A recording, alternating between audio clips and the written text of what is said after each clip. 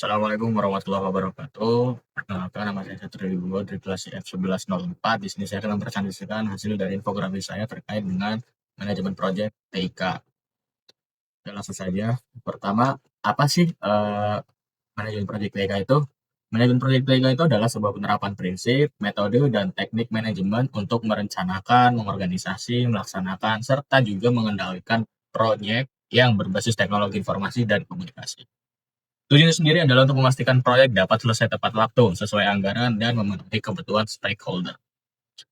Lalu ada juga pertanyaan yaitu, apa itu proyek dan operasional, apakah kedua hal itu berbeda? Tentu.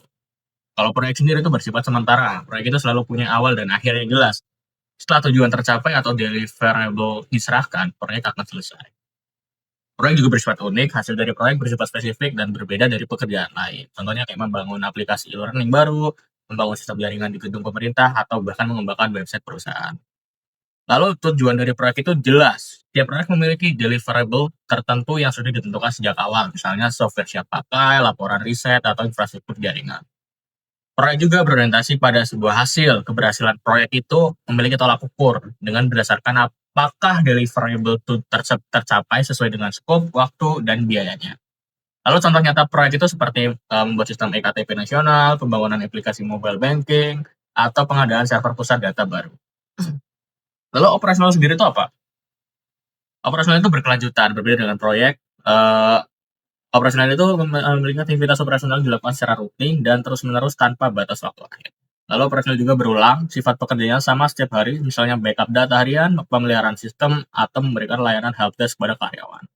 Menjaga stabilitas, tujuan utama dari operasional itu adalah memastikan proses bisnis tetap berjalan lancar dan mendukung organisasi sehari-hari.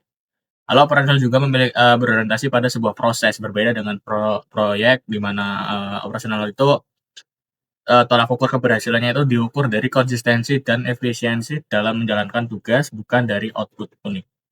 Contoh nyatanya itu seperti monitoring server 24 jam, mengelola jaringan kampus, memproses tiket bantuan IT, atau menjalankan sistem payroll bulanan.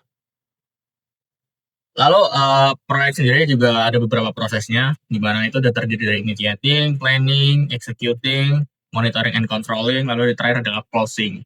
Initiating itu identifikasi kebutuhan dan ruang lingkup proyek. Planning, penyusunan rencana detail, mulai dari jadwal, biaya, risiko, hingga sumber dayanya. Lalu executing, melaksanakan rencana, mengelola tim, dan mengembangkan deliverable. Monitoring dan controlling juga memantau progres, mengevaluasi hasil, mengendalikan perubahan. Lalu yang terakhir adalah proses closing, di mana itu menutup proyek, dokumentasi, dan evaluasi pembelajaran untuk masa depan. Lalu struktur organisasi dari proyek sendiri ada fungsional, metrik, dan proyek murni. Fungsional sendiri itu merupakan proyek mengikuti struktur divisi, peran project manager itu lemah karena kendali ada di kepala divisi. Lalu matrix, kombinasi antara divisi, project manager, berbagi kendali dengan manajer fungsional, koordinasi lintas tim lebih fleksibel. Lalu yang terakhir ada proyek murni, di mana tim dibentuk khusus untuk proyek, project manager punya kendali penuh, cocok untuk proyek besar dan kompleks. Lalu ada sertifikasinya. Ada beberapa sertifikasi, diantaranya adalah PMP, yaitu Project Management Professional. Itu standar global paling populer banget tuh. Lalu ada PRINCE2, fokus pada proses dan governance. Lalu ada CAPM, di mana Certified Associate in Project Management, itu biasanya buat level pemula. Lalu ada Agile atau Scrum Master. Itu fokusnya pada proyek berbasis Agile dan iteratif. Lalu ada ITIL, di mana fokusnya itu pada layanan TIK dan manajemen operasional IT. Terus siapa aja tuh? Ada Trello atau Asana, di mana visual task management dengan papan Kanban. Lalu ada Jira, banyak dipakai di software development, cocok untuk Agile atau Scrum. Lalu ada Microsoft Project, itu perencanaan dan penjadwalan skala besar. Ada Monday.com, itu bisa buat kolaborasi tim dengan tampilan yang lebih fleksibel. Dan terakhir adalah Notion, di mana mahasiswa itu sering banget ya pakai Notion. Itu sebuah software yang digunakan untuk catatan dan juga dokumentasi proyek terintegrasi.